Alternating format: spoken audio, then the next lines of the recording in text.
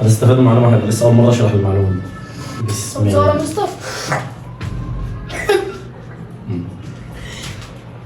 لا صوتي طلع. صرفت المعلومة.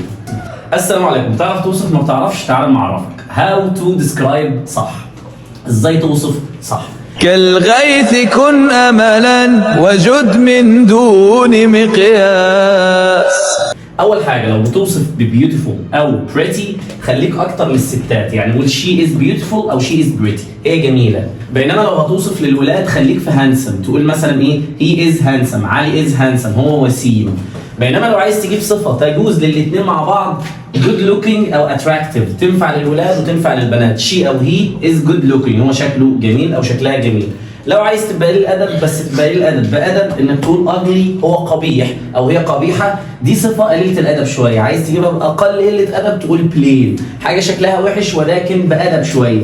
لو عايز تقول رفيع خل السنان بقله ادب تقول thin، ولكن لو عايز تبقى مؤدب اكتر تقول slim.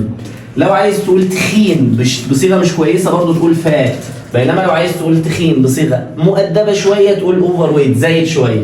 وطبعا المفروض انت تكون انسان بيفهم اصلا، مالكش دعوه بالثلاث صفات دول، وتبقى سمباثيك معناها انك شخص بيحس بمشاعر الاخرين وبمشاكلهم، فما تتدخلش فيما لا يعنيك وما توصفش بالحاجات دي. انك لو مؤمن باليوم الاخر فلتقل خيرا، تقول حاجه حلوه، او لتصمت ما تقولش الحاجه الوحشه. بس برضه احنا بنعرفك لغويا تقول ايه. برضه في معلومه اخيره نختم بيها، ان بعض الكلمات سواء اسم او صفه ممكن تحط لها ISH فتيجي بمعنى اخر الشيء، اخره. يعني لو قلت مثلا توينتش، محمد مثلا في اواخر العشرينات he is 20. الشعر مثلا طويل بنسبه كبيره his longish hair، has longish hair، عنده شعر طويل بنسبه كبيره.